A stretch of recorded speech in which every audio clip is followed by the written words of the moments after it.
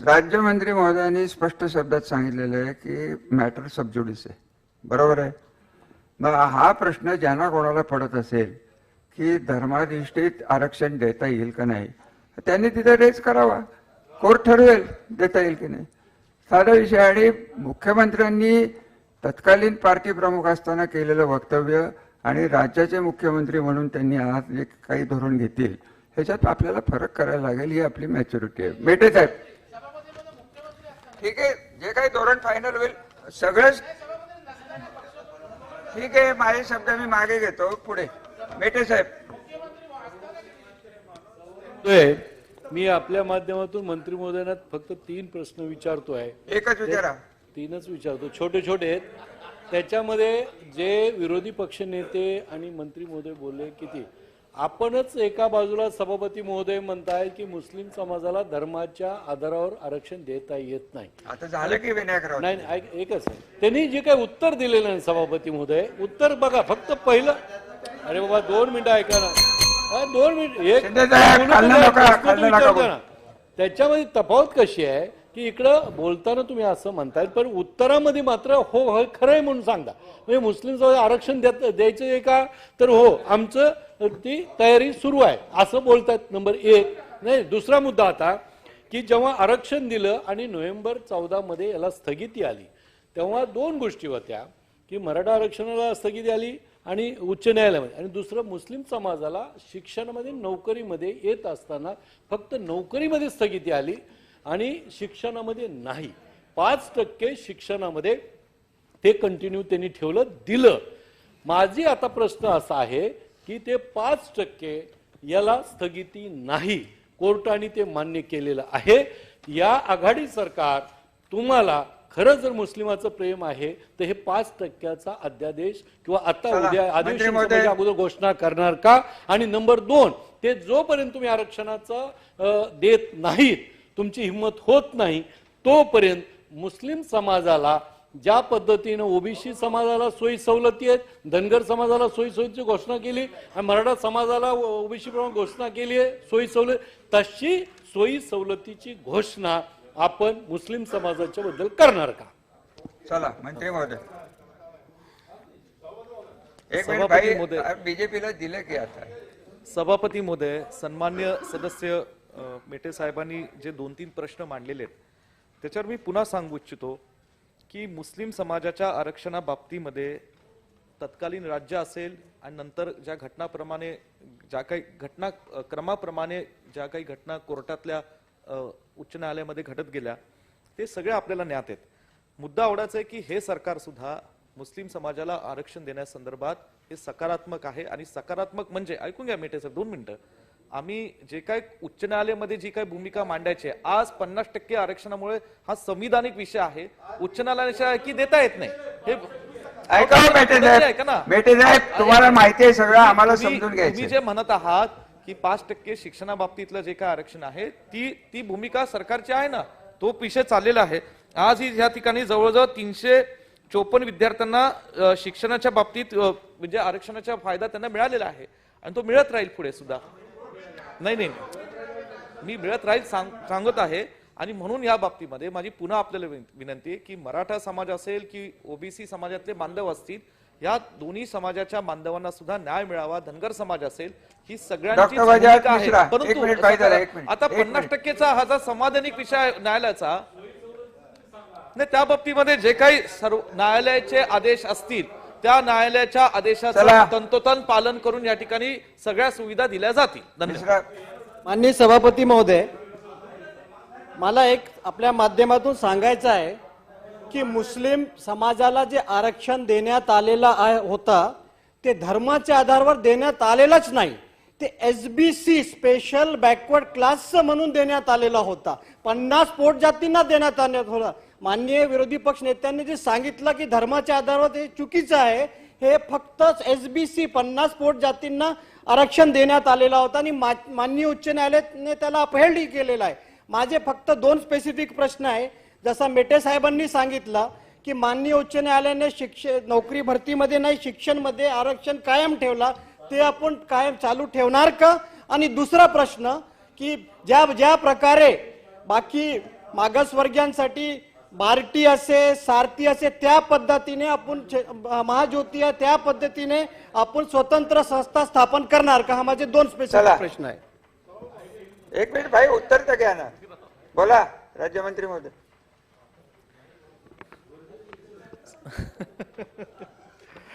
सन्मान्य सदस्यांनी जो विषय या ठिकाणी मांडलेला आहे मी पुन्हा त्याला उत्तर देऊ इच्छितो की 5% शिक्षणाच्या आरक्षणाबाबतीमध्ये व इतर ज्या काही सुविधा ह्या न्यायालयाच्या आदेशाप्रमाणे दिल्या जातील त्याचं तंतोतंत बाई. पालन राज्य सरकारकडनं केलं जाईल. ठीक आहे. बाई बाई सभापती महोदय, मुस्लिम समाजाला धर्माच्या आधारावर आरक्षण देता येत नाही. आंध्र सरकारने अशा प्रकारचं 5% आरक्षण जरा ऐका मेटे साहेब, रावते साहेब, जरा आंध्र सरकारने मला 5% ऐकू येईना म्हणल्यावर काय? आरक्षण दिलं होतं. सुप्रीम कोर्टाने मुस्लिम धर्माला धर्माच्या आधारे देता येत नाही असं सांगितलं.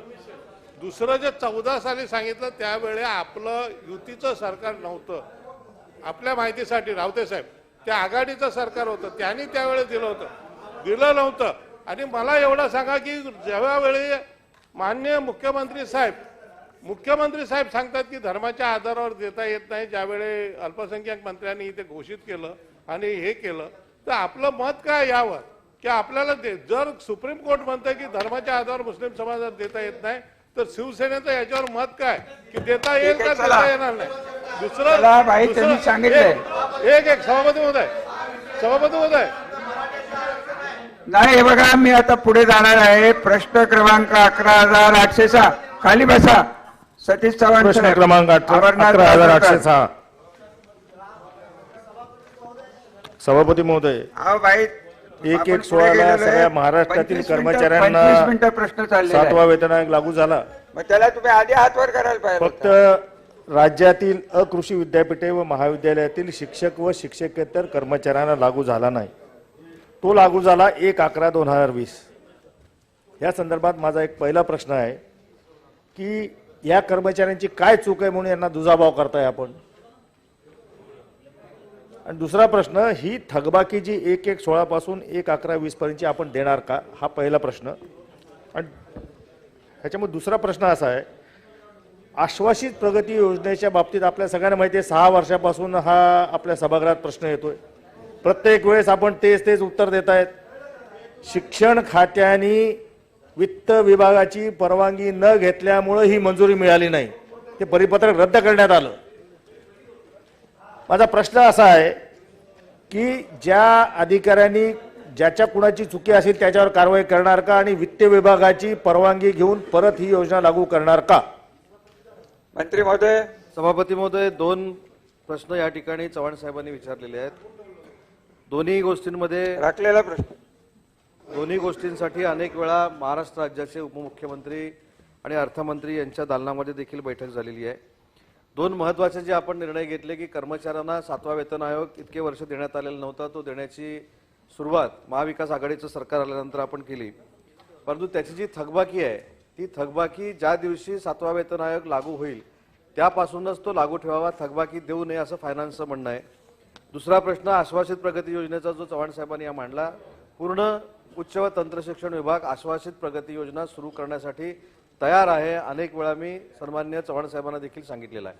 या दोन्हीच्या बाबतीमध्ये अर्थमंत्र्यांच्या दालनामध्ये मीटिंग लावण्याच्या संदर्भात मी स्वतः मंत्री म्हणून त्यांना विनंती करेन, कारण ह्या सगळ्या गोष्टी ज्या आहेत त्या फायनान्सशी निगडीत आहेत. त्याच्यानंतर जे निर्णय होऊ शकतील आणि त्या बैठकीला चव्हाण साहेबांना बोलवलं जाईल. ठीक आहे डॉक्टर. नाही हो, आरक्षण सन्मान्य कशाला तुम्ही सदस्यांनी आता वाढवताय? प्रश्न विचारला प्रत्येक ह्याच्यात विचारायला आणि पाहिजे. मंत्री मंत्री महोदय साहेब उत्तर असं देत नाहीये. होते. त्या राज्यामध्ये अनेक खाते आहेत आणि सगळ्याच खात्यांना शासकीय शासकीय लोकांना 7वा वेतन आयोग लागू झाला. 7वा वेतन आयोग लागू झाला तेव्हा आपण पूर्वलक्ष प्रभावाने आपण त्यांना सगळे पैसे दिले, देणी दिली, एरियर्स दिले, सगळं दिलं. मग महाविद्यालयीन कर्मचाऱ्यांच्या, चतुर्थ श्रेणी कर्मचाऱ्यांच्या बद्दलच असा निर्णय का वित्त विभाग घेते की त्यांना आता ह्या तारखेपासून पुढे देऊ बा क्लास 3 सुद्धा? हे एकच असं खातं आहे की जिथे आपण ह्या 7वा वेतन आयोग लावताना का ते लोक काय कर्मचारी नाही का शासनातले? वित्त विभाग एकाच खात्यासाठी असा निर्णय का घेते? याबद्दल सभापती महोदय आपण निर्देश द्यावे. सभापती महोदय, एकही खातं असं नाही आहे की ज्यांना 7वं वेतन आयोग लागू नाही झालं.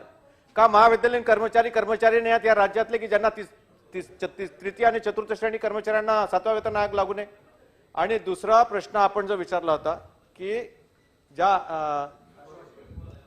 आश्वासित प्रगती, सभापती महोदय, हे सुद्धा सगळ्याच खात्याला लागू आहे ना. कुठे 10-20-30चं सूत्र असेल, कुठे 12-24चं असेल, पण सगळ्यांनाच लागू आहे सभापती महोदय. याच्यासाठी पुन्हा वित्त विभागाची कशाला तुम्हाला परवानगी लागते मंत्री महोदय? या दोन्ही प्रश्नाची सकारात्मक उत्तरं आपण द्यावी. नाही तर सभापती महोदय केवळ अपवाद नाही होऊ शकत ना सभापती महोदय, आपण निर्देश द्यावे. मंत्री महोदय. सभापती महोदय, मी सुरुवातीला जसं सांगितलं की आमच्या विभागाकडनं 7वा वेतन आयोग असेल, त्याची थकबाकी असेल किंवा आश्वासित प्रगती योजना लागू करण्याच्या संदर्भातला प्रश्न असेल, याच्यामध्ये कुठेही आम्ही नकारात्मक भूमिका घेतलेली नाही. अनेक संघटनांशी चर्चा झाली, अनेक आमदार महोदयांची चर्चा झाली. कदाचित करोनाच्या पार्श्वभूमीवर थकबाकी दिली गेली नसेल, या संदर्भामध्ये पुन्हा एकदा महाराष्ट्र राज्याच्या उपमुख्यमंत्र्यांची चर्चा करून त्यांच्या दालनामध्ये बैठक लावण्याची विनंती केली जाईल. आणि आश्वासित प्रगती योजनेच्या बाबतीतला एक जी तांत्रिक बाब जी आहे, जी आपल्या सगळ्यांनाच माहिती आहे, आश्वासित प्रगती योजना ही खरोखरच चांगली कर्मचाऱ्यांसाठीची योजना आहे, त्याबद्दल आमचं कोणाचंही दुमत नाही. परंतु जो GR काढला गेला उच्च व तंत्र शिक्षण विभागाचा 2010-2011 मध्ये, त्याला फायनान्सची परवानगी नव्हती असं फायनान्स डिपार्टमेंटच्या सगळ्या लोकांचं म्हणणं आहे. आणि म्हणूनच मी असं म्हटलं की या अर्थ मंत्रालयाचे जे प्रमुख आहेत त्यांच्याकडे याच्या बैठकीचं आयोजन केलं जाईल. आणि ज्यांनी आता ह्या संदर्भातले मुद्दे मांडले आणि जे सगळे आमदार या संबंधित यंत्रणेशी निगडीत आहेत त्यांना दालनामध्ये बोलवलं जाईल. ठीक आहे. आजचे प्रश्न 12,135 नागो गाणार. सभापती महोदय, प्रश्न क्रमांक 12,135. सन्मान्य सभापती महोदय, छापल्याप्रमाणे. सभापती महोदय, शिक्षणाच्या गुणवत्तेशी संबंधित हा प्रश्न आहे. विद्यार्थ्यांना चांगले गुणवत्तापूर्ण शिक्षण मिळावे या उद्देशाने विद्यार्थी शिक्षक प्रमाण ठरविण्यात येते.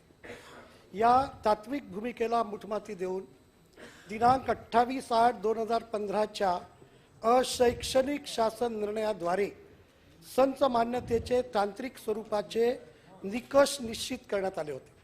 त्यामुळे शिक्षणाच्या गुणवत्तेवर फार मोठा परिणाम झाला, दुष्परिणाम झाला. आणि म्हणून शासनाने आता त्यात बदल करण्याचं ठरवलेलं आहे. हे समाधानाची बाब आहे. हे समाधान पूर्ण व्हावं या दृष्टीने मी 2 प्रश्न या ठिकाणी विचारू इच्छितो.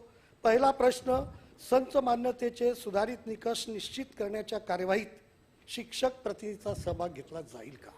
कारण प्रशासनावर हा विषय सोडता येत नाही.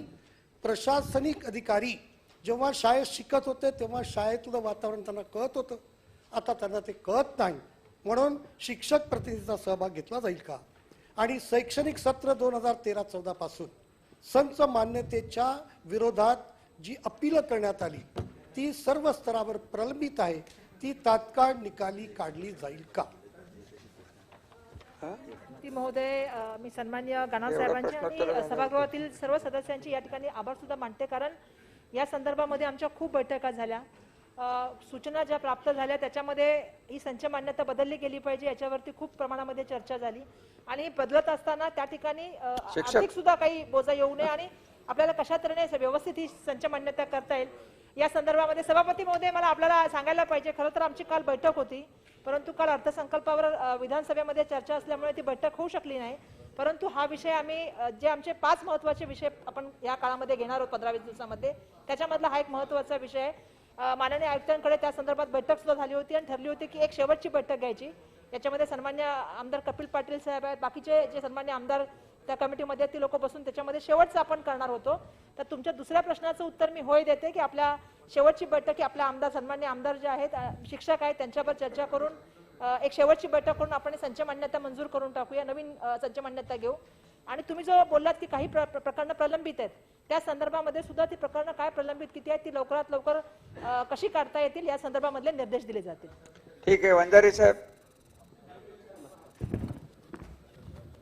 सभापती महोदय, संच मान्यताच्या बाबतीमध्ये नागोराव गाणार साहेबांनी जो प्रश्न उपस्थित केला तो अत्यंत महत्त्वाचा प्रश्न आहे.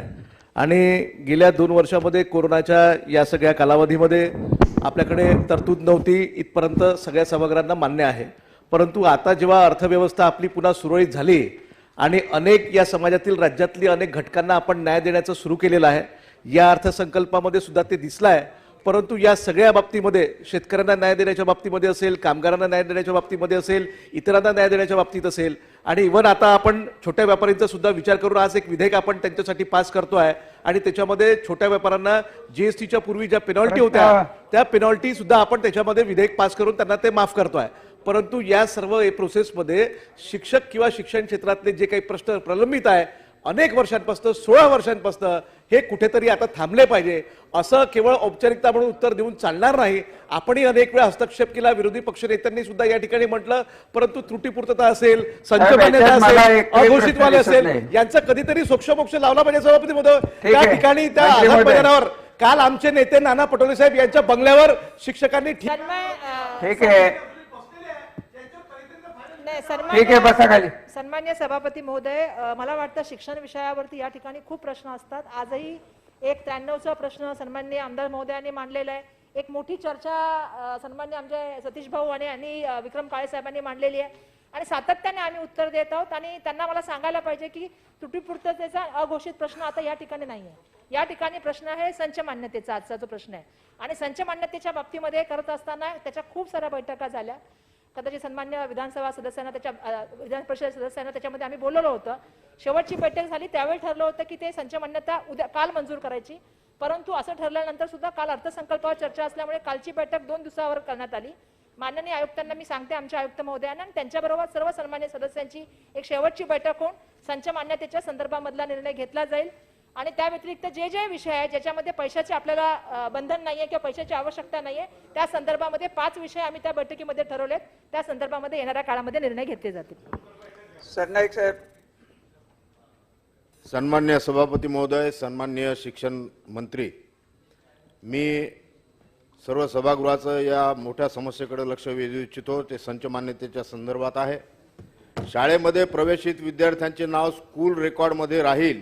त्यांचे नाव जरी त्या UDISवर किंवा शाळेच्या प्रवेश प्रणालीशी आधार कार्डने जोडल्या गेले नसेल, ऑनलाईन लिंक झाले नसेल, तरी देखील त्या विद्यार्थ्याचं पटसंख्येमधून नाव वगळण्यात येणार नाही, त्यांचं शैक्षणिक नुकसान होणार नाही याची काळजी घेण्याचं आपण सर्वांना आश्वासन दिलेलं आहे. विद्यार्थी प्रवेशित आहेत.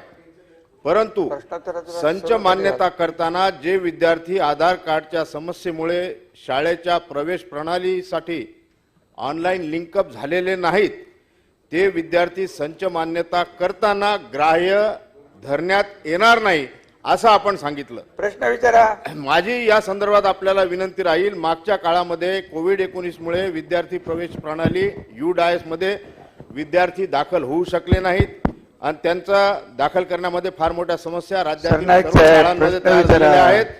त्यामुळे या वर्षीची संच मान्यता करताना स्कूल रेकॉर्ड वरती प्रवेशित सर्व विद्यार्थ्यांना संच मान्यतेमध्ये ग्राह्य धरण्यात यावे, मान्य करण्यात यावे. या वर्षी हे करणे आवश्यक आहे. अन्यथा शाळेमधील शिक्षक आणि शिक्षिका हे अतिरिक्त ठरतील. हे प्रवेशित विद्यार्थी स्कूल रेकॉर्ड वरती जे आहेत ते आपण या संच मान्यतेमध्ये ग्राह्य धरण्यात यावे, मान्य करण्यात यावे. करता येतील का असं म्हणा. सन्मान्य सभापती महोदय, त्यांनी जी सूचना केली, कारण कोविडची परिस्थिती मागच्या 2 वर्षापासून आहे आणि त्यामुळे आम्हालाही माहिती आहे की आता सध्या या विद्यार्थ्यांना, शाळाबाह्य विद्यार्थ्यांना शाळेमध्ये आणण्यासाठी आम्हाला या 2 महिन्यामध्ये खूप प्रयत्न करावे लागणार आहे. त्यामुळे आम्हाला पण परिस्थितीची, जमिनीवरच्या परिस्थितीची पूर्ण जाणीव आहे. त्यामुळे या काळामध्ये आपण जे सूचना केलेली ते सजेशन फॉर ऍक्शनला घेतली जाईल. परंतु सभापती महोदय, आधार कार्डशी पण आता मोठ्या प्रमाणामध्ये व्हायला पाहिजे, कारण PGI इंडेक्स मध्ये आपण आधार कार्ड नसल्यामुळे आपल्याला गुण मिळत नाही. आपण क्रमांकावर आलेला आहे. आधार क्रमांकाला पण महत्व दिलं गेलं पाहिजे असंही मला या ठिकाणी नमूद करायचं आहे. चला पडळकर साहेब. सभापती महोदय, शिक्षण खात्याशी रिलेटेड प्रश्न गानार साहेबांनी उपस्थित केला आहे. मला एक विनंती करायची आहे आणि आपल्या सभागृहाचे सगळे शिक्षक आमदार इथं आहेत त्यांच्याही निदर्शनास ही बाब आणून द्यायची आहे. सांगली जिल्हा परिषदचे CEO डॉक्टर जितेंद्र डुडी यांच्या संकल्पनेतून आणि जिल्हा परिषदच्या अध्यक्षा प्राजक्ता कोरे, उपाध्यक्ष शिवाजी डोंगरे यांनी एक खूप चांगला विषय पुढे आणलाय. राज्यामध्ये आपल्या जिल्ह्यामध्ये आमच्या 170 मराठी शाळा या मॉडेल स्कूल म्हणून त्यांनी चांगल्या पद्धतीने डेव्हलप केलेल्या आहेत आणि त्यामध्ये जिल्हा नियोजन मंडळाचा फंड, आमदार खासदारांचा फंड, जिल्हा परिषद सदस्य, पंचायत समिती सदस्याला काही जो थोडा फंड मिळतो त्या माध्यमातून आणि 15वा वित्त आयोगाचं पैसे खर्च करून 170 मराठी शाळा या मॉडेल स्कूल म्हणून खूप चांगल्या पद्धतीने डेव्हलप केलेल्या आहेत. त्यामध्ये इमारत बांधणं, लायब्ररी करणं, फर्निचर, कम्प्युटर लॅब, लॅबोरेटरी, क्रीडांगण करणं, पडळकर सुशोभीकरण. साहेब, मला विनंती करायची आहे की राज्यामध्ये सांगली जिल्हा परिषद मध्ये जो मॉडेल स्कूलचा प्रोग्राम राबवलाय तो आपण राज्यभरामध्ये राबवणार आहात ठीक आहे, का? चला. नंबर 1. पुढे नाही निघायचं पुढे. असलं की पण नाही हो सन्मान्य सभापती महोदय, खरंच काही जिल्ह्यामध्ये डीपीटीसीच्या अहो, जरा माध्यमातून थांबा. नाही, नाही, मला राजूरकर कारण हा साहेब. खूप महत्वाचा प्रश्न आहे, कारण हा शाळांच्या दर्जाबाबतीचा प्रश्न आहे. आपण सातत्याने शिक्षकांबाबतीचे प्रश्न करतो. हे शाळेच्या दर्जाबाबतीचा महत्वाचा प्रश्न त्यांनी उपस्थित केलाय. राज्याच्या दृष्टिकोनातून हा प्रश्न खूप महत्वाचा अहो, जरा आहे. उत्तर तर घेऊन द्या ना. कारण सन्मान्य हो, उत्तर सभापती तर घेऊन महोदय, द्या. आपण जसं म्हणालात की सांगली असेल किंवा जळगाव असेल किंवा आता आम्ही हिंगोलीमध्ये करतोय किंवा इतर काही जिल्ह्यामध्ये असेल, तिथल्या डीपीडीसीच्या माध्यमातून, तिथल्या आमदार महोदयांच्या माध्यमातून, खासदार महोदयाच्या माध्यमातून आपण जसं सांगता तसे खूप साऱ्या जिल्ह्यांनी मॉडेल केलेले आहेत. काहींनी संरक्षण भिंती बांधलेल्या आहेत. कोल्हापूरने आपल्यासारखंच एक मॉडेल स्कूल सांगलीसारखं करण्याचा प्रयत्न केलेला आहे. सन्मान्य सभापती महोदय, यासाठी मी यांचं उत्तर देते, कारण सातत्याने आपल्या शिक्षकांबद्दल चर्चा होते, शाळेच्या दर्जाबद्दल आणि शाळेच्या ज्या सुविधा असल्या पाहिजेत, मग ते शौचालय असेल, नवीन बांधकाम असेल, शाळेमध्ये बाकीच्या बेंचेस असतील, बाकीचं पटांगण असेल, संरक्षण भिंत असेल, पाण्याची सुविधा पुढे. असेल, याच्यावर चर्चा व्हायला पाहिजे. आणि म्हणून या तऱ्हेने आपण आदर्श शाळेमध्ये यावेळेला 300 कोटी रुपये दिलेले आहेत या येण्या पुढच्या बजेटमध्ये, आणि या बजेटमध्ये या वर्षीच्या मध्ये 54 कोटी दिलेले आहेत. निजामकालीन ज्या शाळा आहेत मराठवाड्याच्या 8 जिल्ह्यासाठी आपण 160 कोटी रुपये दिलेले आहेत. त्याच्यामधले आम्हाला 80 कोटी रुपये प्राप्त झालेले आहेत आणि 12 कोटी मिळून असे 92 कोटीचे आपण निजामकालीन शाळासाठी पैसे दिलेले आहेत. आणि म्हणून आपण भौतिक सुविधा निर्माण करण्याचं काम करतोय, अभ्यासक्रम बदलण्याचं काम करतोय. त्यामुळे येणाऱ्या काळामध्ये मोठ्या प्रमाणामध्ये आदर्श शाळा निर्माण होतील. राजूरकर साहेब. पॉईंट ऑफ इन्फॉर्मेशन अशी आहे साहेब, आता पटोलकर साहेबांनी सांगितलं सांगली जिल्ह्यामध्ये जत मतदारसंघामध्ये 36 शाळा ह्या जिल्हा परिषद शाळा कर्नाटक गव्हर्नमेंटच्या आहेत. आपल्याला नाही, तिथे लक्षात ठेवा. काय कर्नाटक गव्हर्नमेंटच्या 36 शाळा तिथे, कन्नडी शाळा, कन्नड. आपल्या मराठी शाळा नाही आहेत. आपल्या जिल्हा परिषद शाळा नाहीत, तर तिथे जिल्हा परिषद शाळा होणार का? तपासून घ्या मॅडम, तपासून घ्या. चला नेक्स्ट प्रश्न क्रमांक 12,468 परिणय फुके. प्रश्न क्रमांक 12,468. सभापती महोदय, छापल्याप्रमाणे. सभापती महोदय, या प्रकारच्या अनेक तक्रारी भंडारा, गोंदिया, चंद्रपूर आणि गडचिरोलीतील शेतकरी या धान खरेदी केंद्रामध्ये होणाऱ्या भ्रष्टाचाराच्या संदर्भात अनेक तक्रारी होत आहे. प्रत्येक धान खरेदी केंद्रावर मोठ्या प्रमाणात भ्रष्टाचार होत आहे, मोठ्या प्रमाणात घोटाळे होत आहे. प्रति क्विंटल मागे 5 ते 8 किलो ची चोरी या पारंपरिक वजन काट्याच्या माध्यमातून प्रत्येक धान खरेदी केंद्रावर होत आहे. धान खरेदी केंद्राच्या वाटपाचा अधिकार हा आधी जिल्हाधिकाऱ्यांकडे होता, नंतर आता ही महाविकास आघाडी सरकार आल्यापासून हा अधिकार पालकमंत्र्यांकडे गेलेला आहे आणि म्हणून यामध्ये मोठ्या प्रमाणात भ्रष्टाचार सुरू झालेला आहे.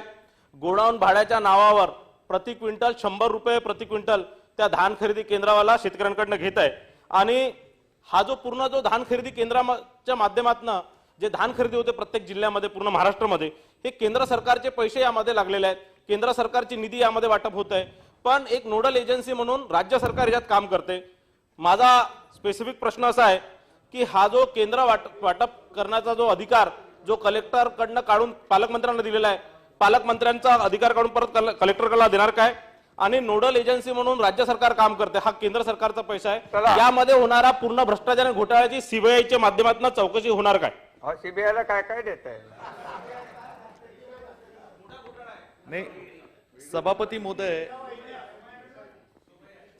महोदय, सन्मान्य सदस्य परिणय फुकेंनी जो मूळचा प्रश्न या ठिकाणी विचारलाय, तो प्रश्न करडी तालुका मोहाडी जिल्हा भंडारा इथे जी जय किसान बहुउद्देशीय सुरक्षित बेरोजगार सेवा सहकारी संस्था, 1-2 मिनिटं ऐका ना, त्या संस्थेमध्ये जो गैरप्रकार झालेला आहे, त्या गैरप्रकाराच्या बाबतीत त्याला जी काही कारवाई शासनाने करायची आहे त्याच्या संदर्भातला त्यांनी प्रश्न मूळचा विचारलेला आहे.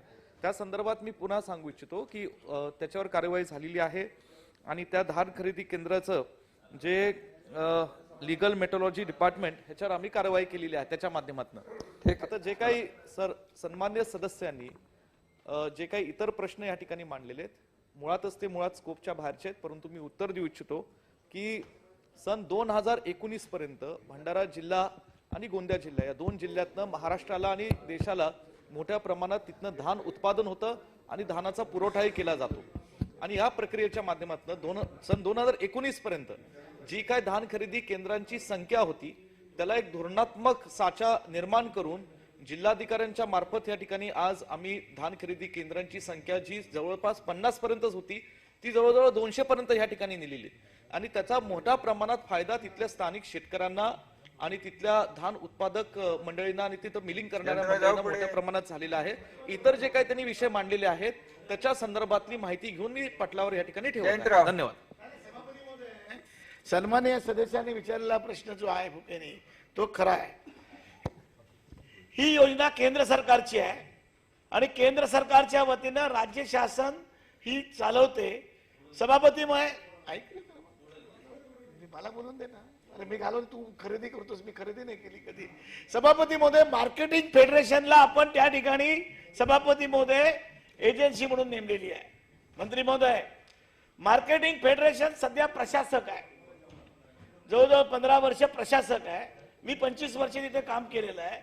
सभापती, हे काम पालकमंत्र्याचं आणि कलेक्टरचं नाहीच आहे. हे का प्रत्येक ठिकाणी कलेक्टर पाहिजे? या ठिकाणी हे करण्याचा सर्वे कोण करत आहे? कृषी खात्याकडे आहे, जिल्हा बँकांकडे आहे. पूर्वी जिल्हा बँका याचं हे चेअरमन होते. जिल्हा बँक त्या कमिटीवर चेअरमन, त्याच्या अध्यक्षतेखाली कमिटी होती. तुम्ही सगळ्या कमिट्या आणि सगळे चेअरमन पद कलेक्टरला देता. कलेक्टरला बोलायची वेळ नसती, वर्षाची कधी एक पण मीटिंग लावत नाहीये. या ठिकाणी जी पालकमंत्र्याला तुम्ही अधिकार दिले ते काढले पाहिजेत. पालकमंत्री काय काय करणार? तो फिरू देत नाही, येत नाही. तुम्ही पालकमंत्री गडचिरोलीला प्रश्न काय? सभापती महोदय माझं म्हणणं आहे, गडचिरोलीचा पालकमंत्री ठाण्याचा आहे. ठाण्याच्या काय करणार ते? पालकमंत्र्याचा काय अभ्यास आहे का त्याच्यावर? नाही ऐका, तुमच्याकडे मी काय म्हणतो ऐक, जयंतराव बोला. मी का माझं म्हणणं ऐकून द्या ना राजे. मी काय म्हणतो, तुमच्याकडे भात कमी आहे, थोड्या भागात आहे. विदर्भात आणि कोकणामध्ये भात खरेदी होते आणि या भात खरेदीचा प्रामुख्याने विषय आहे. कळलं ना? तो तुमच्याकडे वेगळा विषय आहे. आम्ही ऊसाच्या बाबतीत बोलतो का तुमच्या बरोबर? हा जो विषय आहे ना, हा महत्वाचा आहे प्रत्येक ठिकाणी. आणि याच्यामध्ये सांगतो सभापती महोदय, याच्यामध्ये धंदा चाललेला आहे. केंद्र देण्यामध्ये धंदा चाललेला, हा त्यांचा मूळ प्रश्न आहे, त्याला मांडता आला नाहीये. आणि म्हणून सभापती महोदय, राज्य शासन त्याला मांडता आला नाही, त्याचा विषय नाही. ते कोऑपरेटिव्हचा माणूस नाहीये, त्यांना मी सांगतो. सभापती महोदय, याच्यामध्ये राज्य शासन याचा विचार करेल का की या कोणत्या प्रमाणे पॉलिसी पूर्ववत करण्याचा प्रयत्न करेल का? आणि या ठिकाणी जो गंभीरपणे मी बोलतोय आणि गांभीर्यपूर्ण बोलतोय, ज्या ठिकाणी केंद्र ही बेकायदेशीर दिलेली आहे त्याची राज्य शासन चौकशी करेल का? ठीक आहे.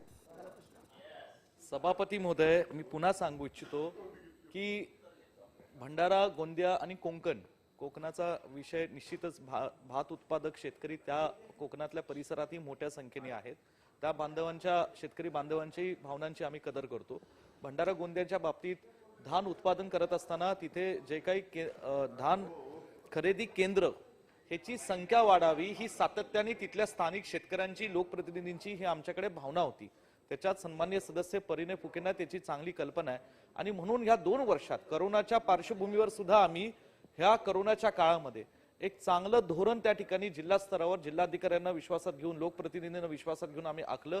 आणि त्यातूनच मी सांगतो की जी 50 पर्यंत अशी आकडेवारी असायची सरासरी ही धान खरेदी केंद्रांची त्या भंडारा जिल्ह्यामध्ये, ती सरासरी आता आम्ही 200, पावणे 200 पर्यंत ह्या ठिकाणी पोहोचलेली आहेत. आणि त्यातनं कार्यकर्त्यांना फायदा झालेला आहे. सन्मान्य सदस्य जयंतराव पाटील साहेबांनी लोकांना, शेतकऱ्यांना जयंतराव पाटील साहेब, शेतकऱ्यांना फायदा झालेला आहे. मी ते शब्द मागे घेतो. शेतकऱ्यांना फायदा झालेला आहे.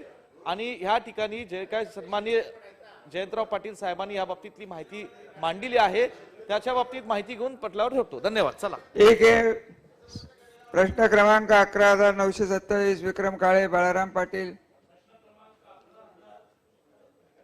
927. सन्मान्य सभापती महोदय, छापल्याप्रमाणे सगळे कोणी हातच वर करू नका, सगळ्यांना देत.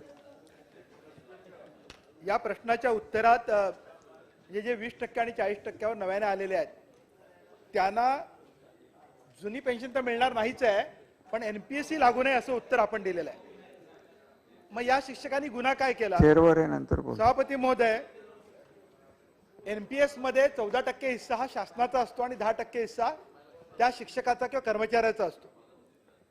पगार 20% मिळणार, त्याच्यातलं कोणता हिस्सा कापून जाणार? त्यामुळे तुम्ही तर आधी म्हणता की त्यांना लागूच नाही, तुम्ही हिस्साही कापून घेणार नाही. आणि तुमचं धोरण 100% यायला या ज्या गतीने आता सुरू आहे त्याला अजून 10 ते 15 वर्ष लागतील. तो पण हे रिटायर होऊन जातील आणि त्यांच्या हातात काही मिळणार नाही. म्हणजे जे काम करतो पगारी नाही आणि निवृत्ती वेतनही नाही. त्यामुळे या सर्व शिक्षकांच्या एनपीएसची व्यवस्था शासन करेल का, त्यांना समाविष्ट करेल का आणि आपला हिस्सा भरेल का आणि त्यांचा हिस्साही शासन भरेल का, हा माझा प्रश्न आहे. नाही नाही, आपल्याला सुद्धा माहिती आहे की जो शासनचा निर्णय आहे आणि ज्याच्यामध्ये आपल्याला माहिती आहे की केंद्र सरकारने जो आपल्याला सांगितलंय त्यानुसार आपण आपल्या ज्या शाळा आहे, ज्या प्राथमिक, माध्यमिक, उच्च माध्यमिक व अध्यापक विद्यालयामध्ये जोपर्यंत 100% अनुदानावरती शिक्षक आणि शिक्षकेतर कर्मचारी येत नाही तोपर्यंत आपल्याला डीसीपीएस पण करता येतं आणि डीसीपीएसच कन्व्हर्जन मग एनपीएस मध्ये झालेलं आहे, जे सेंट्रल गव्हर्नमेंटने आता नवीन केलेलं आहे. तर त्यामुळे आपल्याला 100% येईपर्यंत आपल्याला करता येणार नाही. आता त्याच्यामध्ये काय मार्ग काढला पाहिजे, एकदा तुम्ही लोक बसून त्याच्यावरती अभ्यास करा. पाहिजे तर आपण केंद्र सरकारला त्याच्यामध्ये विनंती करू आणि केंद्र सरकारला सांगू की बाबा हा कुठे ना कुठे यांच्यावरती अन्याय होते आणि 100% व्हायला वेळ लागतो. असं काय तुम्ही आपण बसून याच्यावरती पाहिजे एक प्रॅक्टिकल सोल्युशन काढूया. कारण नियम आहेत साहेब आणि त्याच्यामध्ये नियमामध्ये जोपर्यंत 100% होत नाही तोपर्यंत आपल्याला करता येणार नाही. पण आम्ही एकदा यांच्यावरती सर्वांवरती अभ्यास करतो. आपण केंद्र सरकारकडे पण विनंती करूया की याच्यामुळे खूप सारे लोक लाभार्थ्यापासून राहतात आणि उद्या काही घटना झाली तर त्यांना त्या माध्यमातून पेन्शन क्लब मिळत नाही आणि ते बाकीचे पण फायदे मिळत नाहीत. त्यामुळे आपण याच्याबद्दल सभापती महोदय आजगावकर सर. सभापती महोदय, उत्तरामध्ये दिलेलं आहे की पावत्या देण्याबाबत कारवाई चालू आहे, परंतु गेली 3 ते 4 वर्ष त्या ठिकाणी या पावत्या मिळालेल्या नाहीत कर्मचाऱ्यांना. या कधीपर्यंत मिळतील हाच माझा स्पेसिफिक प्रश्न आहे. 10 मिनिट. बिलकुल या संदर्भामध्ये की संदर्भामध्ये पावत्या देण्यासंदर्भामध्ये मागील सुद्धा मला वाटतं अधिवेशनामध्ये आणि आजही आमची या विषयावरती चर्चा झाली. सन्माननीय सभापती महोदय, या संदर्भामध्ये तातडीने पावत्या दिल्या गेल्या पाहिजेत. या ठिकाणी शासनाच्या माध्यमातून आज त्या ठिकाणी आदेश निर्गमित केले जातील. डॉक्टर रणजित पाटील. सभापती महोदय, सन्मान्य मंत्री महोदयांनी अतिशय गोल गोल उत्तर दिलं. कपिल पाटलांनी अगदी स्पेसिफिक विचारलं होतं की टप्प्यात असणाऱ्या शाळा 20% अनुदान जरी मिळत असेल तरी त्यांचं काय चुकलं, 20%तून ते कसं काय आपला देणार भाग त्याच्यातला. सभापती महोदय, एखाद्या आस्थापनेवरती अगदी प्रायव्हेट जरी असेल तरी 20 कर्मचाऱ्यांच्या वरती गेले तर तो तिथे सुद्धा एपीएफ जेपीएफ भेटतो, त्याला भरावे लागतात. सभापती महोदय, पगार 10-12 हजार असतो, त्यातून ते त्यांचे आणि त्यांचे कॉन्ट्रीब्यूट करतात. सभापती महोदय, इथे तर हे शासनाचे कर्मचारी आहे, यांना 20% अनुदान ह्यामुळे मिळतं कारण सरकारकडे पैसे नाही आहेत आणि ते कधी 100% होईल याचं भविष्यच नाही आहे. आज आझाद मैदानला जी लोक बसली ती रिटायर होऊन बसलेली आहेत, त्यांचं सुद्धा टप्प्यात असणाऱ्या अनुदानामध्येच रिटायरमेंट आलेलं आहे. सभापती महोदय, तेव्हा आपण कुठेही याच्यामध्ये ठोस असं उत्तर, अतिशय पॉइंटेड प्रश्न आहे की 20%चा कर्मचारी हे शासन पूर्ण वेळ कर्मचारी समजत नाही का? आणि अंशदायी पेन्शन योजना आहे ना, तो बिचारा स्वतःही कॉन्ट्रीब्यूट करतोय, तुम्हाला कॉन्ट्रीब्यूट करायला काय झालं? सभापती महोदय,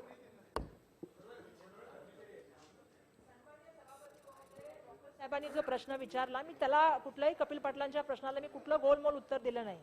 जो फॅक्ट आहे आणि ज्या ठिकाणी आपल्याला कायदा आहे त्या कायद्यानुसार मी बोललेले आहे. आपण कायद्याच्या पलीकडे काही बोलू शकत नाही. करायचं असेल तर त्याच्यामध्ये काय बदलाव करायचे त्याच्यामध्ये आपण सगळ्यांच्या सूचना द्याव्यात.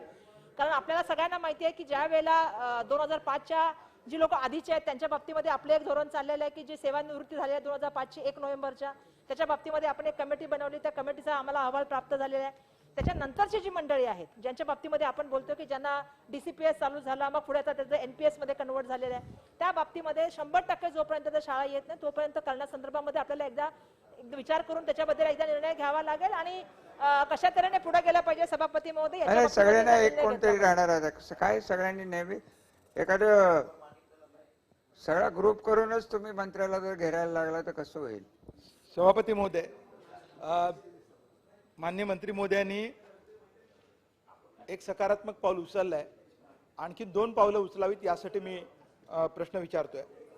ज्यांची खाती उघडली गेली होती 2005च्या अगोदर नेमलेले नियुक्त झालेले आणि नंतर ती एकाएकी काहींची बंद केली, त्यातले काही रिटायर होऊन त्यांना पेन्शनही मिळते. मग त्यांना जर पेन्शन मिळत असेल तर बाकीच्यांची खाती बंद होण्याचं कारण नाही. तर किमान 2005 पूर्वी ज्यांची खाती उघडली गेली होती, नियुक्त झालेल्या 2005 आधी नियुक्त झालेल्या शिक्षक किंवा कर्मचाऱ्यांची खाती उघडली गेली होती ते, आणि नंतर जे 100% अनुदानावरती आलेले आहेत त्यांची खाती कायम ठेवून त्यांना जुनी योजना लागू करणार का, हा पहिला प्रश्न. आणि दुसरा प्रश्न असा आहे की आता जे 100% पर्यंत आलेले आहेत त्यांची खाती जी दोन्हीकडे उघडली गेली होती त्या डीसीपीएस एनपीएफ कन्वर्ट झाली, त्यांना तुम्ही संरक्षण देण्याची आवश्यकता आहे. हे जरी झालं तरी एक मोठा सेक्शन वाचेल. आणि मग तिसरा जो राहतो की ज्याला तुम्ही नकार दिलेला आहे त्यांच्याबाबत केवळ केंद्रावर अवलंबून चालणार नाही, राज्य शासनाला स्वतः भूमिका घ्यावी लागेल. आणि ती शासन भूमिका घेणार का, हा माझा तिसरा प्रश्न. चला पुढे. सन्माननीय सभापती महोदय, तिन्ही विषयाबद्दल मी आमदार महोदयांशी चर्चा करते, पण त्यांना सुद्धा हा विषय माहिती आहे आणि त्यांच्या सगळ्यांचा अभ्यास आहे. कारण सम्यक समितीने ज्यावेळी रिपोर्ट तयार केलेला आहे त्याच्यामध्ये या सगळ्या गोष्टींचा अभ्यास परिपूर्ण झालेला आहे. तुम्ही जे म्हणताय त्याच्याप्रमाणे मी ब्रीफिंग घेतानाच विचारलं की का काही होत नाहीत. जसं तुम्ही सांगता की काही लोक सुरुवातीचे आहेत, त्यांना असं वाटतं की आम्हाला सेवानिवृत्तीनंतरची पेन्शन जुनी योजना लागू होईल म्हणून काही मंडळींनी खातं खोललेलं नाहीये. काही मंडळींचं असं आहे की जिल्हा परिषदच्या शाळेच्या वगैरे शिक्षक आहेत त्यांना असं वाटतं की आम्हाला भविष्यामध्ये कसं काय होऊ शकेल. तर मी त्यांना सांगितलेलं की आपण एक ड्राईव्ह घेऊन आता मोठ्या प्रमाणामध्ये हे अकाउंट कसे खोलता येतील, आणि जर तुम्ही त्यांचं 3 गोष्टीमध्ये वर्गीकरण केलं, त्या तिन्ही वर्गीकरणाचा आता आम्ही अभ्यास करतो. तुम्ही 3 वर्गीकरण केलं आणि ते बरोबर आहे. त्यामुळे आम्ही त्याचा अभ्यास करून सभापती महोदय त्या ठिकाणी तसे निर्णय घेतो. आणि केंद्र शासनाबरोबरच राज्य शासनाची जरी भूमिका असली, नाही बिलकुल बिलकुल मी तुमचं स्वागत करते. तुम्ही सगळ्यांनी आणि त्याच्यामध्ये मार्गदर्शन करावे. ठीक आहे. नेक्स्ट प्रश्न क्रमांक 11,768. प्रश्न क्रमांक 11,768. सन्मान्य सभापती महोदय, छापल्याप्रमाणे. सभापती महोदय, ग्रामीण भागामध्ये शाळांमध्ये मुलींची उपस्थिती प्रमाण वाढावे यासाठी शासनाने 3 जानेवारी 1992 रोजी इयत्ता 1ली ते 4थी मध्ये जिल्हा परिषद, नगर परिषद शाळेत शिकणाऱ्या अनुसूचित जाती व जमाती, भटक्या विमुक्त जातीतील दारिद्र्य रेषेखालील मुलींसाठी उपस्थिती 100% असावी म्हणून एक योजना सुरू केली, उपस्थिती भत्ता योजना. ती दिवसाला 1 रुपया सभापती होती.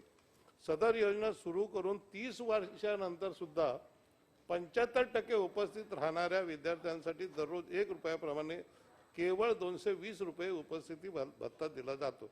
माझी आत्ताची वाढलेली महागाई आणि हे लक्षात घेता आपण हा उपस्थिती भत्ता जो 1 रुपया आहे तो वाढवाल का व वाढवावा अशी मी शासनाला विनंती करतो.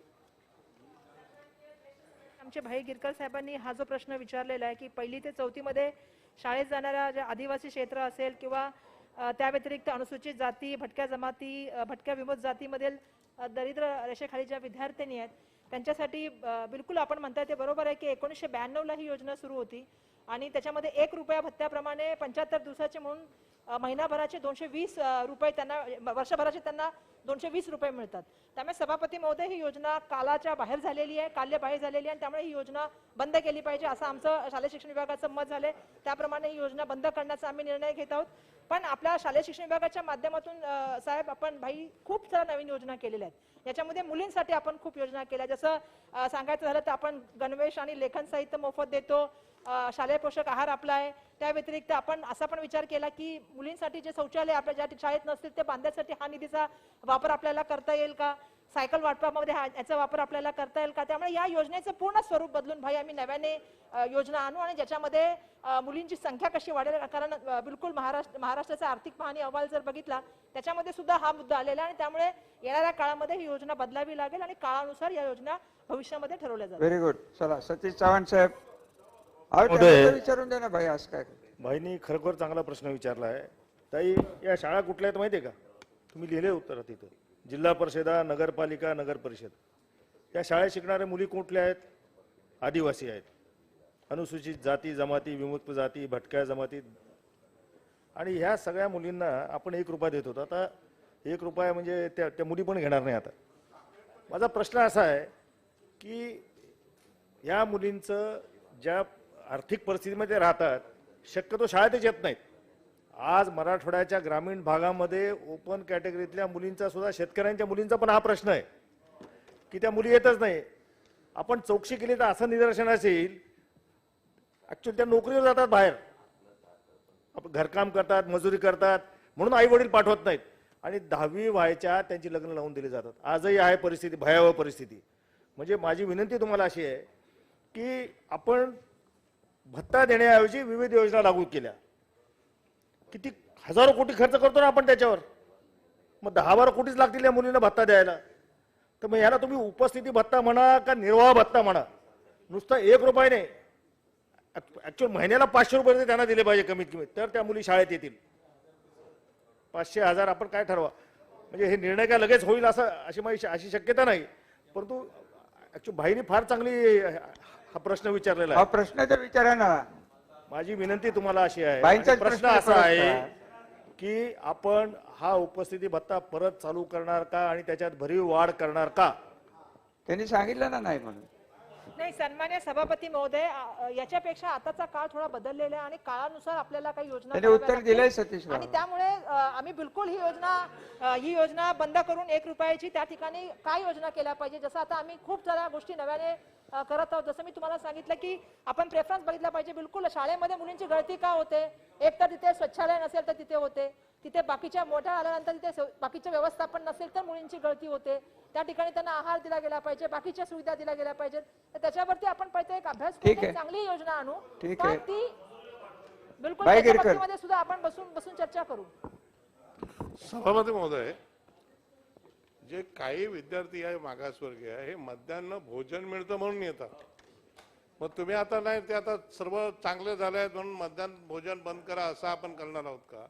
माझं आहे की इतर योजनांपेक्षा जर रोख पैसे त्यांना मिळाले तर त्यांच्यामध्ये एक त्याच्या घरच्या जे लोक आहेत जे बाकीच्या कामाला पाठवतात ते म्हणतील इथे जा बाई शाळेमध्ये.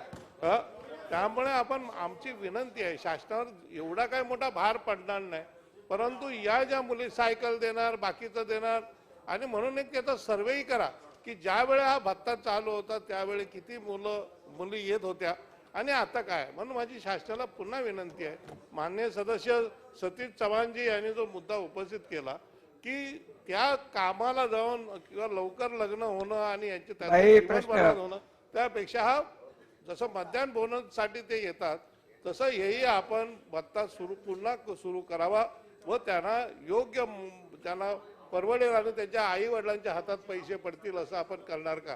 तरच आई वडील पाठवतील. ठीक आहे मॅडम. या संदर्भामध्ये मी पूर्ण सूचनांचा तपासू आपण या सगळ्या सूचना. आपण जसं म्हणताय की पैसे देण्याने किंवा उपस्थिती भत्ता देण्याने जर फायदा जास्त होत असेल त्याचं आपण काम तसं करू. नाही तर अशी काही योजना करता येईल का ज्याच्यामुळे मुलींची संख्या वाढू शकेल आणि मुलींना बाकीच्या ज्या सुविधा ज्या आम्ही अपेक्षित करतो त्या सुविधा दिल्यानंतर वाढेल. या सगळ्या दोन्ही गोष्टींवरती एकत्रपणे आपण अभ्यास करू. आणि मला असं वाटतंय की काय म्हणताय,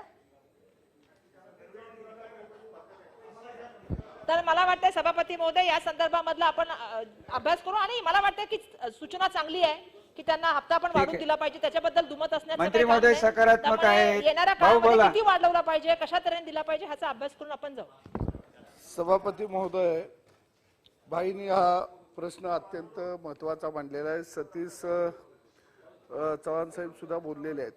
मला वाटतं की मंत्री महोदय ग्रामीण भागातल्या दारिद्र्य रेषेमधील मुली असतील किंवा वेगवेगळ्या अनुसूचित जाती, जमाती, विमुक्त जाती, भटक्या जातीमधील मुली असतील, यांचं प्रमाण शाळेकडे येण्याचं कमी आहे आणि हे प्रमाण वाढायचं असेल तर नवीन योजना तुम्ही करत आहेत त्यामध्ये त्या मुलींच्या नावावरती फिक्स डिपॉझिट एक 50,000 रुपये ठेवा किंवा 25 ठेवा आणि त्याचं व्याज त्यांना मिळेल आणि ती 18 वर्षानंतर ती रक्कम त्या मुलींना मिळेल. अशी काय एखादी योजना करता येईल का? त्या दृष्टीने आपण करावी की जेणेकरून मुलींची संख्या शिक्षणामध्ये चांगल्या पद्धतीनं राहील. अशा पद्धतीचं धोरण आणावं असं मी सभापती महोदय यांच्या माध्यमातून आपल्याला सूचना करतो. ठीक आहे. सूचना चांगली याचा पण विचार करता येईल. आपण एकदा बसू सगळेजण ठीक आहे, next. चांगल्या सूचनांचा विचार करू. प्रश्न क्रमांक 11,759 पडळकर साहेब. प्रश्न क्रमांक 11,759 छापल्याप्रमाणे. सभापती महोदय, यामध्ये जे उत्तर दिलेलं आहे नंबर 2 ला TC कॉलेजच्या प्रबंधकाच्या गैरकर्त्याबाबतच्या तक्रारी बारामती पोलीस स्टेशनला दिल्या होत्या का? आणि आपण हे अंशतः खरं आहे असं पण म्हणतोय. सभापती महोदय, या विषयामध्ये जर वारंवार अशा तक्रारी येत असतील आणि त्या प्रबंधकाचा जर दबाव असेल तर मी माननीय मंत्री महोदयांच्याकडे विनंती करतो की या विषयामध्ये गोपनीयता पाळून या सगळ्या संबंधाची चौकशी करण्यासाठी आपण एखादी कमिटी गठीत करावी, एवढीच आपल्याकडे माझी मागणी आहे. आणि ती करणार का? सभापती महोदय, या प्रकरणातली सविस्तर थोडीफार माहिती घेणं आवश्यक आहे, कारण या तक्रारीमध्ये दोन बाबी आहेत. एक मंत्री महोदय, संचालकांकडे मी जे उत्तर वाचलंय त्यात अर्ज तक्रारच निनावी आहे मला. एक तक्रार निनावी आहे आणि एक तक्रार जी श्रीमती SM पाटील यांनी दाखवलेली आहे ती पोलीस रिपोर्ट सगळ्याच डिपार्टमेंटचा रिपोर्ट असा आलेला आहे की श्रीमती SM पाटील या तिथे नोकरीलाच नाही आहेत. त्याच्यामुळे एक निनावी असल्यामुळे आणि एक बोगस असल्यामुळं हा सगळा रिपोर्ट आलेला, त्याच्यामुळे त्यांच्यावर कारवाई करण्याचा काही प्रश्नच येत नाही. ठीक आहे. नेक्स्ट प्रश्न क्रमांक 18,775. सतीश प्रश्न क्रमांक 11,875. सन्मान्य सभापती महोदय, वितरित छापल्याप्रमाणे. सभापती महोदय, मंत्री महोदयाने आधीच याच्यावर उत्तर दिलं, त्याबद्दल मी फार प्रश्न विचारणार नाही. फक्त एकच प्रश्न विचारतो, हे साधील अनुदान जे आहे हे कशासाठी दिलं जातं आणि त्या साधील अनुदानामधून वीज बिल भरणे अपेक्षित आहे काय, एवढंच मला सांग. सन्मान्य सभापती महोदय, जे किरकोळ खर्च असतात किंवा दैनंदिन कामामध्ये जे लागतात, नाही म्हणून मी विचारते. साधील बद्दल प्रश्न विचारला तर सन्मान्य सभापती महोदय, साधीलमध्ये जे दैनंदिन भौतिक, शैक्षणिक आणि दैनंदिन उपकरणाचे साहित्य लागतं त्यासाठी खर्च करण्यासाठी साधील दिला जातो. परंतु आपल्या दृष्टिकोनातून शाळेमध्ये विद्यार्थी आहेत, तिथे वीज असणं हा सुद्धा खूप महत्त्वाचा प्रश्न आहे. आणि म्हणून मी जसं मागच्या वेळेला उत्तर दिलं होतं की आपण जवळपास 6 कोटी रुपये मागच्या वर्षी दिले आणि या वर्षी आपल्याला जो साधील भेटलेला आहे त्याच्यामधले 34.50 कोटी पैकी जे आहे ते 22.50 कोटी आपल्याकडे आहे, त्याच्यामध्ये यावर्षी देत आहोत. पण मला सभापती महोदय आपल्या माध्यमातून सांगायचंय की कालच माझं माननीय उपमुख्यमंत्री आणि माननीय ऊर्जा मंत्र्यांशी चर्चा झाली आणि आपल्या ज्या स्थानिक स्वराज्य संस्थांच्या शाळा आहेत, म्हणजे जिल्हा परिषद, नगरपालिका, नगर परिषदेच्या शाळा आहेत आपल्या, त्यांच्या बिलाच्या बाबतीमध्ये मी त्यांना सांगितलं की साहेब एक धोरण केलं गेलं पाहिजे आणि घरगुती दराने न करता यांना कशा कमी दराने आपल्याला वीज दिली जाईल आणि हे जे बिल आहे एकदा सेटलमेंट करून टाका बिलाचं. आणि सगळ्या शाळेमध्ये ज्या स्थानिक स्वराज्य संस्थेच्या सगळ्या शाळा आहेत त्याच्यामध्ये लाईट असलीच पाहिजे आणि त्यासाठी नवीन धोरण केलं गेलं पाहिजे. आणि म्हणून काल आमच्या तिघांची या संदर्भात बैठक झाली. येणाऱ्या काळामध्ये आपण त्या संदर्भामधलं एक धोरण आणणार आहोत आणि स्थानिक स्वराज्य संस्थांमध्ये घरगुती न करता त्याला कमी दराने कशी करता येईल यासाठी आम्ही पावलं उचलणार आहोत. सभापती महोदय, आपल्या माध्यमातून पुढच्या अधिवेशनाच्या आधी आम्ही महोदयाने स्पेसिफिक उपस्थित दिलेला आहे, परंतु या सदनामध्ये सातत्याने हा विषय चर्चेला आला होता, आपल्याला पण कल्पना आहे. आमचं स्पेसिफिक म्हणणं एवढंच आहे की वीज बिलाची आकारणी त्याचं धोरण ठरत नाही तोपर्यंत वीज बिल त्याच दरामध्ये आकारले जाते, कमर्शियल दरामध्ये आणि इंडस्ट्रियल. आणि त्यामुळे अडचण निर्माण अशी झालेली आहे की पैसे भरले नाही की वीज बिल भरलं नाही म्हणून कट होत आहे. आपल्या सदनामध्ये किंवा आपल्या इकडं चर्चा झालेली होती, मंत्री महोदयांनी, ऊर्जा मंत्री पण होते आणि त्यावेळेला अशी चर्चा झाली की याच्या संदर्भामध्ये लवकर निर्णय घेतो. आमची विनंती एवढीच आहे की आपण हे सभागृह अधिवेशन संपायच्या आत अशा प्रकारचा पॉलिसी डिसिजन म्हणून निर्णय तुम्ही सांगितलं, फक्त शासकीय जिल्हा परिषद शाळा किंवा नगरपालिकेच्या शाळा याच्यासाठी आपण घेऊ शकणार आहे का? हा निर्णय झाला तर तिथं शाळा चालू होतील, तशा प्रकारचं धोरण ठरवून लगेच निर्णय घेणार आहे का? सन्मान्य सभापती महोदय, कारण मी या हप्त्यात यासाठी नाही म्हणाले कारण MERC कडे आम्हाला पहिला आता सोमवारी जाणार आहोत. आम्ही ऊर्जा मंत्र्यांना सांगून आम्ही विभागाच्या माध्यमातून MERC कडे पहिल्यांदा जाऊन अप्लाय करतो आहोत. तिथे आमचं हिअरिंग करून आम्ही त्यांना सांगणार आहोत की घरगुती दरापेक्षा जे अजून कमी दर आहेत असे दर तुम्ही शाळांच्या बाबतीमध्ये केले गेले पाहिजेत आणि जे सरकारी शाळा आहेत त्याच्यासाठी एक वेगळी पॉलिसी केली गेली पाहिजे. म्हणून हा धोरणात्मक निर्णय आम्ही येणाऱ्या काळामध्ये घेत आहोत. हे बघा, सदनाच्या परवानगीने मी आज कामगार मंत्री, 1 मिनिट थांबा जरा. महोदय, मी आपल्या अनुमतीने महाराष्ट्र म्हातारी राज्यमंत्री महोदय, 1 मिनिट. कामगार मंत्र्यांची जवळजवळ 10-20 अहवाल आहेत, ते मी सदनाच्या पटलावर ठेवत आहे. 93 अन्वये सूचनांची निवेदने. आम्हाला जरा 93 तर होऊन द्या, तुमचीच पॉइंट ऑफ. आम्हाला काय एवढे 93 करून टाकू ना भाऊ, बाई 93 करून टाकू. देतो 93 ला किती वेळ लागतो? चला बोला. निरंजन डावकरे. सभापती महोदय, वस्तू भाई, चार व आहेत. सेवा कर विभागात वर्षानुवर्ष आहेत, कॉन्ट्रॅक्ट चार. बेसिसवर जे काम करतायत त्या कर्मचाऱ्यांना मार्च 2019 मध्ये सेवेतून काढून टाकण्यासाठी व ते बेरोजगार होणे या माध्यमांनी खरं तर या कॉन्ट्रॅक्टी कर्मचाऱ्यांना सेवेत सामावून घेण्यासाठी राज्य शासन काही धोरण घेणार आहे का? आणि या लोकांनी शासनासाठी जे काम केलं त्या दृष्टिकोनाने शासनाने खरं तर बघणं व त्या दृष्टिकोनाने काम करणं गरजेचं आहे. तर माजी सभापती महोदय, या 93च्या माध्यमांनी सभागृहाला विनंती आहे, माननीय मंत्री महोदयांना विनंती की या संदर्भातली आपण एखादी जर बैठक लावली तर त्या माध्यमांनी निश्चितपणे एक चर्चा होऊन हा निर्णय येऊ शकेल. शंभूराजे. माननीय सभापती महोदय, या 93च्या चर्चेमध्ये आमच्या विशेषतः जीएसटी विभागामध्ये जी तात्पुरत्या स्वरूपामध्ये लोकांना कामाला घेतलेलं होतं, मूळतःच त्यांना नेमणूक पत्र देतानाच एवढ्या कालावधीपुरतीच आपली नेमणूक आहे अशा पद्धतीनं कॉन्ट्रॅक्ट बेसिसवरच आपण त्यांना या ठिकाणी नेमणूक दिलेली होती. रिक्त पदं आहेत, मान्य सदस्य महोदय म्हणतात त्याप्रमाणे रिक्त पदं भरण्याची प्रक्रिया आपण सुरू केलेली आहे. पहिली यादी 2019च्या परीक्षांची MPSCनं मान्य केलेली आहे, परंतु त्यांच्याकडनं अजून MPSCकडनं जी शिफारस यावी लागते आपल्याला पदस्थापना देण्याची ती प्राप्त झालेली नाही. आणि बाकीची 2020च्या परीक्षा या कोविडमुळे होऊ शकलेल्या नाहीत. आता पुन्हा रिक्त पदं जी आहेत ती भरण्याच्या अनुषंगानं MPSCला 2 वेळा स्मरणपत्र दिलेले आहे, 2 वेळा विनंती केलेली आहे. अजूनही एकदा विनंती करून MPSCनी अशा पद्धतीनं जी रिक्त पद आहेत GST मीटिंग घेऊन टाका ना सर, ती भरण्याची आम्ही कार्यवाही करत आहोत.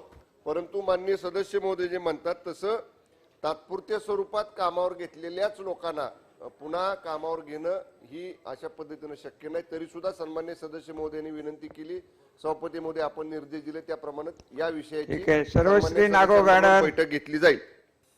सूचना क्रमांक 14. राज्यमंत्री आहेत का? सभापती महोदय, सूचना क्रमांक 14. सभापती महोदय, वितरित केल्याप्रमाणे. सभापती महोदय, या विषयातल्या गैरप्रकार आणि भ्रष्टाचाराबाबतचा हा विषय आहे. शिक्षकाकडून 30 ते 40 हजार रुपये गोळा करून मंत्रालयातले पवार नावाचे अधिकारी आणि समग्र शिक्षा योजनेमधले काकडे नावाचे अधिकारी यांनी 1 कोटीपेक्षा जास्त पैसा लुबाडला आणि अधिकारात नसताना पुनर्स्थापना दिली. न्यायालयाच्या निर्णयाचा आणि सन्माननीय मुख्यमंत्र्यांच्या निर्णयाचा अवमान केला. याबाबत मी दस्तावेजासह 14 मार्च 2022ला तक्रार केली आहे. ती तक्रार किती दिवसात चौकशी करून निकाली काढण्यात येईल हा माझा मूळ प्रश्न आहे. सन्मान्य सभापती महोदय, केंद्र शासनाच्या अपंग समावेशन शिक्षण माध्यमिक स्तर या केंद्र पुरस्कृत योजनाच्या बाबतीमधला हा प्रश्न आहे आणि त्याच्यामध्ये जी जवळपास 1300 मंडळी जी आहे त्याच्या बाबतीमधला हा प्रश्न आहे. त्याच्यामधले जवळपास 633 लोकांच्या शिक्षकांच्या पदस्थापनेबद्दलचा प्रस्ताव आमच्याकडे आलेला आहे. आपण स्पेसिफिक प्रश्न विचारला की आपली जी तक्रार पत्राद्वारे आपण केलेली आहे त्याच्यावरती चौकशी करणार का? तर मला असं वाटतं की त्या संदर्भामध्ये आता जे आमचे सचिव आहेत रस्तोगीजी त्यांच्या अंडर आपण एक कमिटी बनवू आणि त्यांना सांगू की येणाऱ्या काळामध्ये 15 दिवसाच्या आतमध्ये याची पूर्ण चौकशी करावी. नेक्स्ट 93 क्रमांक 12 प्रसाद लाड साहेब. सभापती महोदय, पुढे, सूचना पुढे. क्रमांक 12. पुढे मंत्री महोदय नाही आहेत, बोलवण्यात पाठवण्यात येईल. सूचना क्रमांक 13 चंदुबाई पटेल. सूचना क्रमांक 13 सभापती महोदय, वितरित केल्याप्रमाणे भुसावळ नगरपालिकामध्ये 12 कोटीचे कामं सुरू असताना कंत्राटदाराला जे मुरुम व कच्चे कामं देण्यात आले त्या मागे काय कारण आहे? कारण की 12 कोटीचे रोड असताना त्याची देखभाल दुरुस्ती करण्याची जबाबदारी कंत्राटदारांनी असून त्यांनी ती 3 वर्षात असते ते तरी फक्त खाण्याच्या उद्देशातून मुख्य अधिकारी भुसावळ नगरपालिका परिषद भुसावळ यांनी या मुरुमचे कामं काढणे ते कामं करत असताना अभियंता यांच्यामध्ये असलेले श्री बाविस्कर यांनी आपल्या भाच्याला कामे देण्यासाठी उहापोह केला याची तक्रार करण्यात आली. सदर तक्रारीनंतर कोणतीही कारवाई करण्यात आली नाही व जे मुरुम व कच्चे देण्यात आले त्या रॉयल्टीचे तहसील कार्यालयामध्ये किंवा उपविभागीय अधिकारीकडे देण्यात आली नाही, त्यामुळे त्यांच्याकडून दंड वसूल करण्यात यावा व त्यांनी शासनाची फसवणूक केली म्हणून त्यांना तातडीने कालावधीत टाकून त्यांच्यावर फौजदारी स्वरूपाची कारवाई करावी. मंत्री महोदय. मुख्याधिकारी भुसावळ नगर परिषद यांना निलंबित करून या सर्व प्रकरणाची चौकशी उपअधिकारी जिल्हाधिकारी यांच्या मार्फत करावी असे प्रश्न आहे. सभापती महोदय, सदस्यांनी सांगितलं की बाबा रस्त्याची 12 कोटीची कामं असताना परत 6 कोटीचा काहीतरी मुरुमाची वेगळी कामं दिली. तर मुख्याधिकाऱ्यांकडून आम्ही कन्फर्म केलेलं आहे की जी 12 कोटीची कामं होती त्याच्या व्यतिरिक्त हे जे मुरुम टाकलाय तो तिथं टाकला गेलेला नाहीये. त्याच्या व्यतिरिक्त इतर पावसाळ्यामुळे काही खराब झालेले रस्ते असतील, खड्डे असतील, तिथं मुरुम टाकला गेलेला आहे. त्याची गौण खनिजाची रक्कम देखील 57 लाख रुपये जवळपास तहसील कार्यालयामध्ये जमा केलेली आहे. त्यामुळे प्रथमदर्शी याच्यामध्ये कुठला काही गैरव्यवहार झाल्याचं काही दिसून येत नाही. त्याच्यात कुठं बोलताय तुम्ही? अरे ते राहणारच ना. 93च्या सूचना संपलेल्या आहेत. बावनकुळे साहेबांची एक आहे, बरोबर. सॉरी, सूचना क्रमांक 16.